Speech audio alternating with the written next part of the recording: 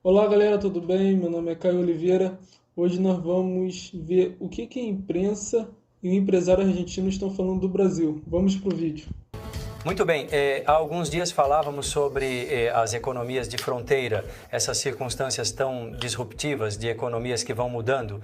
Trabalhadores de missões que cruzavam diretamente para o Brasil, não em busca de ofertas como normalmente mostrávamos, mas sim para procurar trabalho, para buscar emprego. Trabalhadores jovens, adultos, cruzando as fronteiras principalmente para trabalhar na colheita de maçãs e uvas. Fundamentalmente, a falta de oferta de trabalho. E em Misiones a situação é bastante complexa. São cenas, obviamente, que são difíceis de ver, que talvez gostaríamos que não fossem assim, mas, enfim, essa é a realidade que temos, um êxodo laboral muito importante e, bom, a verdade é que é muito amplo para analisar essa situação atual. Vamos conversar com o Ricardo Ranger, que é produtor, para que ele nos conte os detalhes fundamentalmente das economias de fronteira, a partir do conhecimento em primeira mão da situação fundamental que ali se desenrola. Ricardo é produtor de limões e laranjas, ele está conosco. Ricardo, como você está? Bem-vindo É um prazer recebê-lo. Bom dia, bom dia. Somos produtores de frutas cítricas e estamos localizados na parte norte da província, na fronteira com o Paraguai. Bem, conte para nós qual é a realidade, Ricardo, que se vive aí, nesse lugar. Olha, isso que os meios de comunicação estão dizendo me parece que tem uma orientação política. Querem falar contra o governo, mas não é assim. Dizer que as pessoas vão em massa trabalhar no Brasil não é verdade. Em primeiro lugar, aqui na minha região, se você quiser encontrar gente para trabalhar, não tem. Isso de que não há trabalho é mentira. Ou seja, isso é totalmente mentira. Nós não conseguimos encontrar pessoas. Quando você dizia para um cara, olha, eu vou te registrar, vou te dar carteira assinada, ele diz, não, eu não trabalho registrado, só trabalho sem registro. Ou seja, o problema continua o mesmo de 4 ou 5 anos atrás. Então isso de que vão em massa para o Brasil não é verdade. Ricardo, por que ocorre essa saída? A que você atribui isso? Bem, em primeiro lugar, no Brasil, eles estão desesperados por gente para trabalhar. Porque, na realidade, no Brasil não se encontra pessoas para trabalhar. Hoje eu estava conversando com um senhor da fronteira, de Andresito, precisamente, e ele disse que entrou por Paso de los Libres. Vou te contar vários casos. Entrou por Paso de los Libres e veio para cá pela fronteira do lado brasileiro. E diz que por todo lado você vê cartazes dizendo que precisa de gente para trabalhar. Aqui nós vamos a Foz, porque estamos muito perto do Brasil, e vamos a um restaurante. Sempre, há muitos anos, há 30 anos, vamos ao mesmo restaurante porque somos amigos do dono e o dono me diz, olha, Ranger, aqui você não consegue gente no Brasil que queira trabalhar. A maioria dos funcionários que eles têm no restaurante, uma grande churrascaria, são colombianos, venezuelanos, cubanos e pessoas da Argentina que vão trabalhar no restaurante. No Brasil existe o mesmo que existiu aqui em grande quantidade, os programas sociais no Brasil. Lula implementou um sistema que se chama Bolsa Família. São muitos milhões de pessoas que estão recebendo e essas pessoas não querem trabalhar. Esse é o verdadeiro problema que ninguém fala, todos os meios dizem. O pessoal no Brasil está desesperado, os que colhem cebola, os que colhem uva, os que colhem maçã, não conseguem gente para trabalhar. Isso foi o que me contou o pessoal do povoado que eu tenho ao lado da tinturaria. Eles me dizem, olha Ricardo, não tem gente para trabalhar, não conseguem gente para trabalhar. Então as pessoas vão em massa, mas não é bem assim como contam, sabe, que vão para lá e ganham ouro e tudo isso. Isso não é verdade. Hoje me mandaram uns áudios, vários áudios, gente que ontem no Brasil foi demitida do trabalho. Grupo de 30, 40 pessoas que foram demitidas ficaram na rua. Isso ninguém fala. Ou seja, não é assim. E o pessoal do Brasil, a grande maioria, vai trabalhar informalmente no Brasil. Então tudo o que estão dizendo não é assim. Ricardo, conta pra gente qual é a realidade que vivem os produtores de cítricos, neste caso, com o contexto econômico do país. Como é que vivem aí em Misiones? Nós, no meu caso, estamos muito mal mesmo. Muito mal mesmo. Estamos sobrevivendo. De termos sido exportadores, nós vendíamos para um exportador que mora na província de Buenos Aires, mas ele exporta cítricos de Tucumã há 4 ou 5 anos. Tivemos que sair, minha esposa e eu, para vender fruta nos supermercados em saquinhos. Com isso te digo, todos estamos sobrevivendo, mas não reclamo, é o que nos cabe e temos que trabalhar, meu velho. Ou seja, há 43 anos, quando me formei em agronomia, nós estávamos mal e eu saía para vender fruta na beira da Rota 12. Nossa chácara faz divisa com a antiga Rodovia Nacional 12 e vai até a fronteira com o Paraguai. Tive que montar uma barraca ao lado da estrada. Bem, no ano passado, em novembro, tivemos que fazer o mesmo. Não tínhamos dinheiro para pagar os trabalhadores. É aqui que nos encontramos hoje. Temos dificuldades em angariar dinheiro para pagar as pessoas. Nem vou vir a público dizer que não vou apoiar algo que está sendo usado como propaganda contra o governo.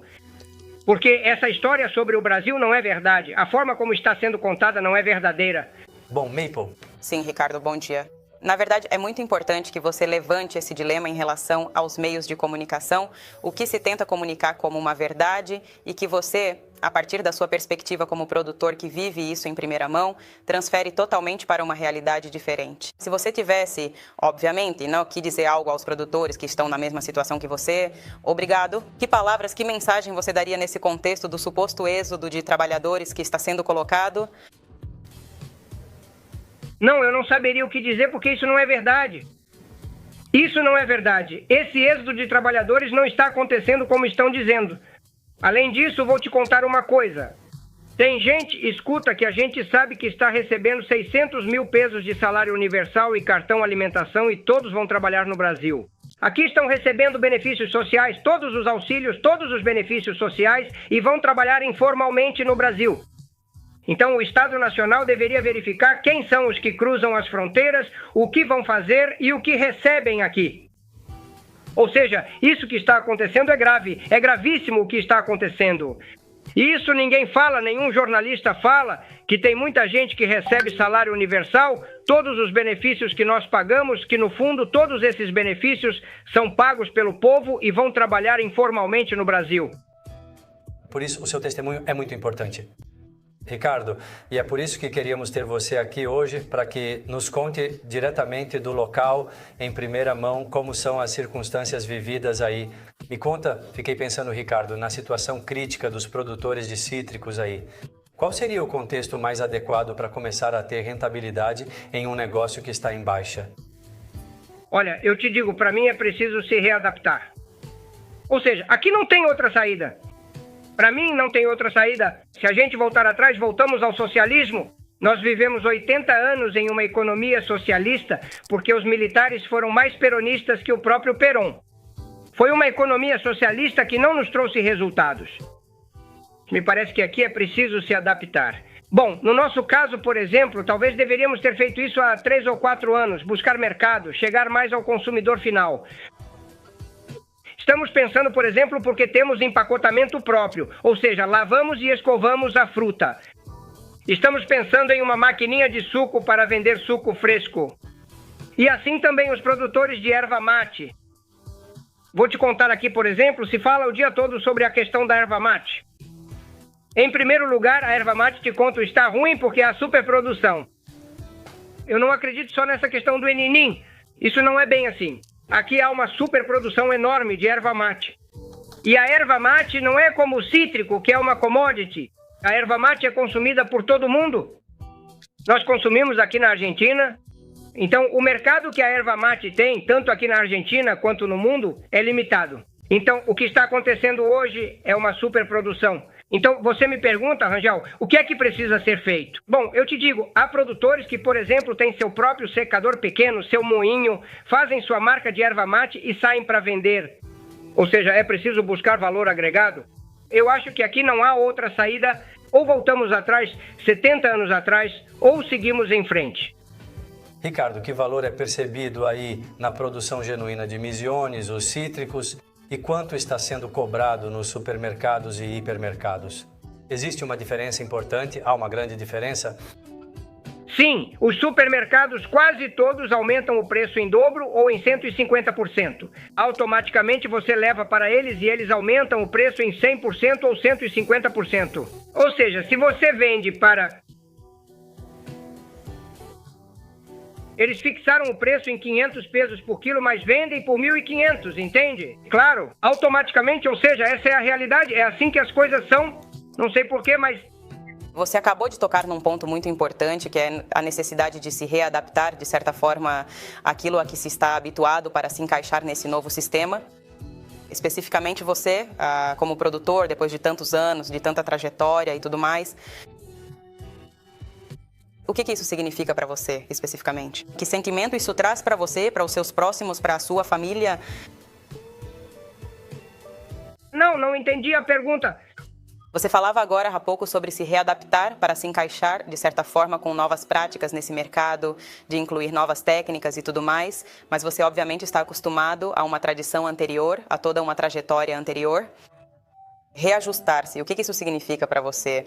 Como isso impacta o seu dia a dia como produtor? E bem, a verdade é que honestamente trabalhamos o dobro do que antes. Para começar, deixe-me dizer que trabalho muito mais do que trabalhava há 30 anos. Claro, e sem a ajuda da minha esposa, eu não conseguiria trabalhar. Porque eu trabalho junto com minha esposa, temos uma empresa familiar, meu filho está na chácara, ele cuida da parte da chácara, minha esposa faz toda a parte de papelada, números, pagamento de pessoal, contabilidade. E eu cuido mais da parte logística, pulverização, a parte técnica. Mas se eu não tivesse o apoio da minha esposa, eu não conseguiria. Porque para você se adaptar, tem que ter o apoio total da sua família. Minha esposa, por exemplo, é professora titular, e ela pediu demissão para me ajudar na chácara. Ou seja, se você não tem apoio familiar nesses casos, você não consegue, porque não tem gente para trabalhar. Por isso eu volto a dizer, não tem gente para trabalhar. Eu não consegui alguém para ajudar meu filho. Ou seja, temos um monte de funcionários registrados, mas se você não supervisiona, eles fazem qualquer besteira. Não tem gente, você entende? Não existe mais. Ou seja, com todos esses anos de socialismo, de populismo, isso fez um dano terrível ao país, mas um dano terrível do populismo à Argentina, não só do último governo, fez com que as pessoas não queiram mais trabalhar. Características da redação. Ricardo, agradeço pelo seu depoimento, obrigado e certamente em breve estaremos entrando em contato para saber como está a situação. Muito obrigado a vocês que me permitem falar e mostrar a outra realidade, que não é assim que as pessoas vão trabalhar para o Brasil, porque aqui não há trabalho, porque o governo, isso não é verdade. Isso é totalmente mentira. Isso tem um viés puramente político partidário. Ricardo, obrigado pelo depoimento. Tenha um bom dia. Adeus. Tchau, boa sorte, obrigado. E aí, pessoal, vídeo polêmico, hein? Então, o que acharam do vídeo? Não se esqueçam de deixar o like, se inscrever no canal, ative o sininho e não se esqueçam de comentar. Eu vou ler cada comentário de vocês. Até o próximo vídeo.